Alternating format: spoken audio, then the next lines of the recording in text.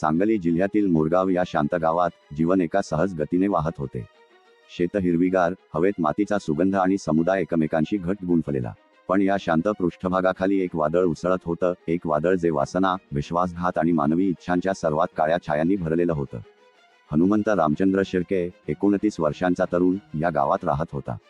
तरुण आणि अस्वस्थ, तो यौवनाच्या मोहांपासून दूर नव्हता. पण हनुमंतच्या इच्छा केवळ तरुणपणाच्या नव्हत्या, त्या धोकादायक होत्या.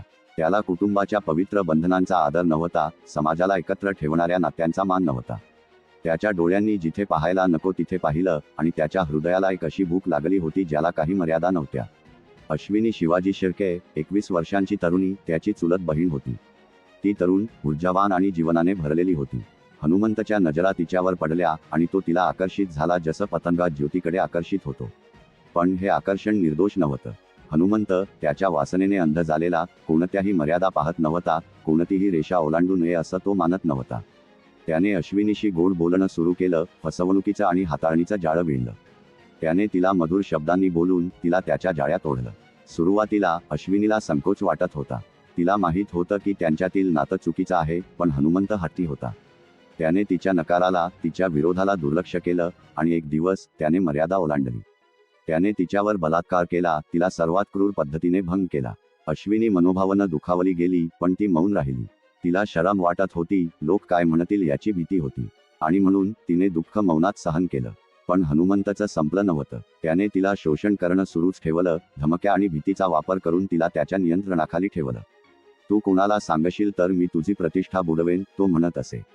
अश्विनी, भीती आणि शरमाच्या जाळ्यात अडकलेली, बाहेर पडण्याचा मार्ग शोधत होती. आणि मग अकल्पनीय घडलं, ती गर्भवती झाली. जेव्हा अश्विनीला समजलं की ती गर्भवती आहे, तेव्हा ती घाबरली. तिने हनुमंतला सामोरं जाऊन विनवणी केली, तिला लग्न करून घेण्यासाठी, मुलाची जबाबदारी घेण्यासाठी. पण हनुमंतला असं करण्याचा काहीही विचार नव्हता. त्याने गर्भपाताचा सल्ला दिला, पण अश्विनीने नकार दिला. ती मुलाला जगवण्याचा निर्धार करून होती, किंमत कितीही असली तरी.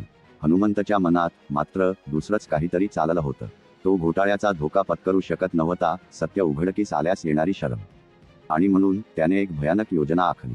23 ऑक्टोबर 2024च्या दुपारी त्याने अश्विनीला एका एकांत शेतात नेलं, गोष्टी स्पष्ट करण्याच्या निमित्ताने. त्याने तिला मिठीत घेतलं, गोड बोललं आणि मग एका निर्दय क्रूर क्षणात त्याने तिला विष पाजलं. अश्विनी वेदनेत तडफडत होती, तिच्या तोंडातून फेस येत होता आणि हनुमंत निर्विकारपणे तिला बघत होता. लवकर मर, तो म्हणाला, आणि मला या ओझ्यातून सुटका दे. अश्विनीचं निर्जीव शरीर दुसऱ्या दिवशी शेतात सापडलं. गावात हाहाकार माजला. हे कसं घडलं? असं करणारा कोण असू शकतो? पोलीस बोलावले गेले आणि तपास सुरू झाला. पोस्टमॉर्टममध्ये भयानक सत्य समोर आलं. अश्विनीला विष दिलं गेलं होतं आणि ती 5 महिन्यांची गर्भवती होती. तपास चालू असताना हनुमंतच्या कृत्यांचा सत्य समोर आला.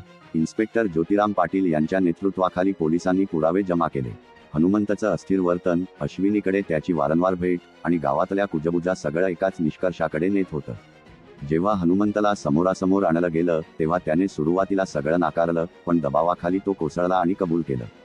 त्याने अश्विनीवर बलात्कार केल्याचं, तिला नात्यात ओढल्याचं आणि शेवटी तिने गर्भपात करण्यास नकार दिल्यावर तिला विष पाजून ठार मारल्याचं कबूल केलं. हनुमंतला अटक करण्यात आली आणि भारतीय दंड संहितेच्या कलम 103, 64, 2, 238, 91 आणि 92 अंतर्गत खुनाचा आरोप ठेवण्यात आला. मोरगाव गाव हादरलं गेलं आणि त्यांच्यामध्ये असलेल्या या अंधाराशी समस होण्याचा प्रयत्न करत होतं. ही दुःखद कहाणी ही एक भयानक आठवण आहे, अनियंत्रित इच्छांच्या परिणामांची, पवित्र बंधनांच्या भंगाची आणि एका निर्दोष जीवाने भरलेल्या किंमतीची. अश्विनीच्या आत्म्याला शांती मिळो आणि तिची कहाणी हनुमंतच्या पायवाटेवर चालणाऱ्या सर्वांसाठी एक चेतावणी.